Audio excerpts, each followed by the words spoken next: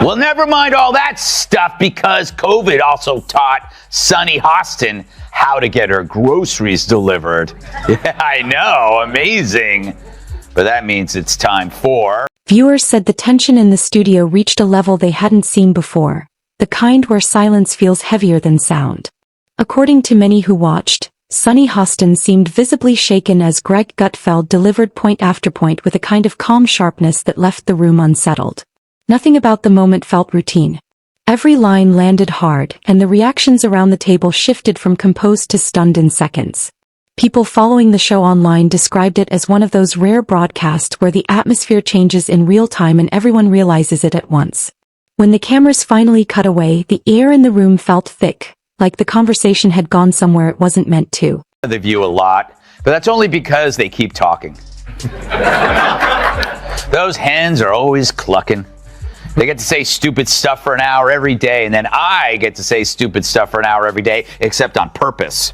But every now and then, one of those dingbats inadvertently says something that reveals modern liberal thought so perfectly it deserves further study. You know, like a weird serpent that washed up on the beach and you want to poke it with a stick. For longtime viewers, this didn't feel like the usual heated exchange or familiar back-and-forth disagreement. The moment unfolded slowly, then spilled open all at once, and social media users said it was jarring to watch live.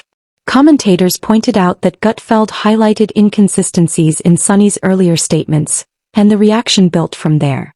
What normally passes as tense television suddenly turned into something far more uncomfortable, with emotions rising as the pressure in the studio climbed. Even people who regularly follow the show said they didn't expect it to escalate the way it did, describing it as a sharp shift from confidence to visible frustration. So, Sunny, I bet you haven't been in a supermarket since COVID for about 3 years. I haven't been in a supermarket since COVID. For about 3 years. That's when I discovered Instacart, and I give them a big tip because they don't always pay their people well, and it's so that's been an issue, I think, for the company. But man, you can get toiletries, you can get fire logs. You know those big Bounty towels you don't want to carry. Those from Costco. Somebody else goes. Fire logs? She had to tell the audience that she tips big because even she knows she sounds insufferable. Hey, I'm an but at least I tip. The episode had started like many others, with polished introductions and a tone that suggested everyone already knew the direction of the conversation. Sunny stepped into her usual role as the authoritative legal voice at the table, speaking with conviction and energy. Her commentary carried the firm cadence viewers recognize, but critics observing the exchange said much of it leaned more on emotion than grounded reasoning. That was what made the later shift feel so intense. When the discussion pivoted and pushback actually arrived, the room stopped feeling predictable and the stakes changed instantly. Hostin's obsession with race gets thrown back in her face. Today's video comes to us from Sunny Hostin. Sounds like a town. We're in Sunny Hostin. She was on PBS's Finding Your Roots, a show dedicated to researching celebrity ancestry. For context, Sunny is a staunch supporter of reparations and has made a fortune spewing nonsense about white privilege and racial justice. Well, turns out she's not as oppressed as she claims she is. She's actually the descendant of slave owners from Europe. Here's how she took. To people who don't watch the show regularly, analysts often describe it as a high-energy discussion panel where emotion tends to overshadow nuance. Opinions move fast, the studio applause keeps momentum going, and moments of real depth can get drowned out. Supporters see it as passionate and engaging, while critics argue that disagreement sometimes turns personal instead of analytical. Sunny usually stands as the composed center of that tone, but when genuine challenge enters the conversation, the atmosphere can flip from confident debate to raw confrontation. That dynamic is what viewers felt unfolding in this particular segment. Oh. I'm a little bit in shock. I just always thought of myself as Puerto Rican, half Puerto Rican. I didn't think I was, my family was originally from Spain and slaveholders. Yeah. So how are you feeling, my friend? I think it's actually pretty interesting that my husband and I have shared roots. Yeah. So I do appreciate that. And I think it's great for our children to know this information. I guess it's a fact of life. that this is how some people made their living, on the backs of others. Fact of life. Interesting change of tune. For more, we go to our chief Sunny Hostin correspondent for a reaction.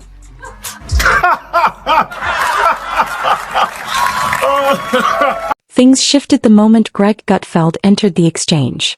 His style is built around contrast, pointing out double standards instead of skating around them, and that tone immediately changed the rhythm of the conversation. He revisited earlier remarks and placed them side by side, something the show's critics say doesn't happen often enough at the table. As he walked through the contradictions he saw, the tension rose.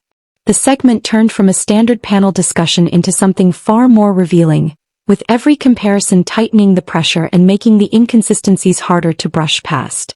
I'm going to milk this till the end of time. You're right. Anytime she says something stupid, I'm going to go, slave owner! Kat, I just watched that. That's the second time I've watched that. She was tipped off beforehand, right? Because they had to tell her before, so she had time to regroup. They wouldn't just surprise. Do you think? No? I don't know. I feel like she could have maybe done better. Okay. Gutfeld's approach stayed steady and deliberate. He highlighted how, in his view, reactions to certain issues seem to shift depending on who was involved. When critics challenge one side, outrage follows immediately, but when allies stumble, the tone softens and explanations appear. The contrast he laid out was stark, and he didn't need to push his voice to make it land. Observers said it began to feel less like a debate and more like a mirror being held up to the conversation, showing patterns that had been easy to overlook until they were spoken out loud. The audience reacted not because every argument was solved, but because the tension in the room became impossible to ignore. I think that women, white women in particular, want to protect the patriarchy here because it's to their benefit. Yeah. They want to make sure that their husbands do well. They want to make sure that their sons do well. They want to make sure that their children do well. And they want to make sure that they do well. Most of the women in some of these studies are married white women, and they do fall in line with what their husbands are doing. People have to wonder, where does Sunny Hostin get her opinions? Yeah. Like you said, it's obviously from her husband. She has to tell her what to say on The View, because without it... Inside the studio, loyalty seemed to kick in quickly. Commentators noted that once the scrutiny turned towards Sunny herself, the atmosphere shifted from challenge to defensiveness. Someone who had long delivered firm criticism of others now appeared caught in the same spotlight, and the emotional shift was striking to viewers watching at home. The energy moved fast, and what might have remained a direct policy exchange instead began to feel like something more personal. Co-hosts leaned in, voices softened, and the tone wrapped itself in protection rather than continued confrontation. Joy Behar gets racism, after all. She's been black on Halloween. Yeah. But Joy wasn't there on the show. Apparently Mondays are her days off when she feeds in the pasture. But that is convenient, right? It's like one of my aunts dies every time Brian Kilmeade wants to hang out. Maybe Joy needs a full day to read her hate mail, and that's just from the rest of the cast. So Scott had to deal with Sunny Hostin and her typical self-righteous... Rather than staying focused strictly on the points being examined, the conversation began to drift toward feelings, intention, and emotional interpretation. Observers said it felt like the discussion was being reframed as something delicate rather than something analytical. Supporters viewed it as empathy, while critics saw it as the panel stepping away from accountability. Online reactions pointed out how quickly the focus moved from the contradiction being discussed to the emotional tone of the moment itself. And that shift is what made the moment resonate beyond the studio. Like this chick, we didn't think it was the best thing that could have happened to us. Although it did get Joy Behar to wear a mask. People,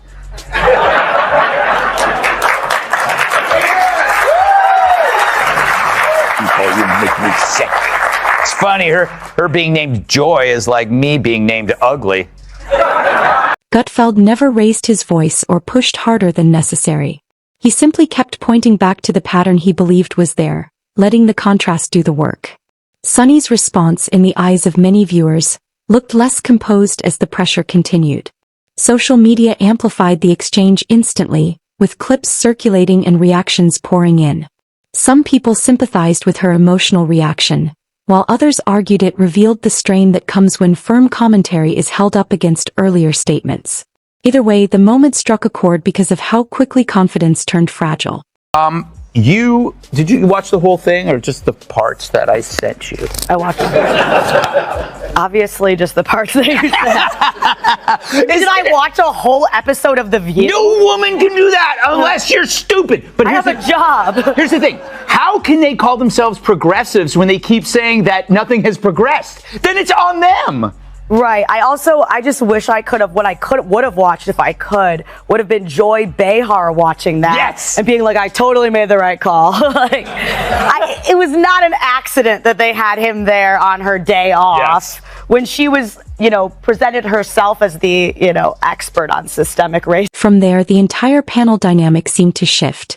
The discussion took on a feeling less like structured debate and more like a live emotional recovery effort under bright studio lights. The show tone leaned toward protection and narrative control, and critics argued that accountability was being reframed as insensitivity. Supporters defended the response as human and compassionate. The divide between those interpretations fueled even more attention online, as people debated whether the moment represented unfair pressure or overdue examination. People have to wonder, where does Sunny Hostin get her opinions? Yeah. Like you said, and it's obviously from her husband. She has to tell her what to say on The View, because without it, she's got nothing up there. She's not very bright. But the problem with her is that she went full racist. She injected skin color into a fairly generic behavior seen in all spouses, regardless of skin color. People marry, they listen to each other, they have something in common with them, they share their political views. She just didn't want to upset her husband by saying her husband makes her do everything, and then she'd have to accuse him of being a racist. Because if he told her that this is what white women do, then he's a racist. As the tension lingered, Sunny shifted into a reflective monologue, speaking about growth, vulnerability, and personal evolution. Many viewers felt it was an attempt to transform discomfort into something uplifting, while others believed it redirected focus away from the contradiction being discussed. The table moved with her, reinforcing the emotional framing and turning the exchange into a moment of shared support. To critics, it felt like a deflection. To supporters, it looked like sincerity under pressure. Either way, the tone of the room changed completely. More time to talk. And I thought Will Smith wouldn't let a black man finish. If her IQ was half as high as her smugness, she'd be Einstein. And later it got weird after Whoopi Goldberg asked a question and Sunny chimed in. Through it all, Gutfeld barely altered his posture. He let the contrast between emotional reaction and steady critique carry the weight of the exchange. Analysts later described the moment as a collision between strong on-air certainty and the reality of being challenged in real time. For some viewers, it exposed how fragile confidence can become when consistency is questioned.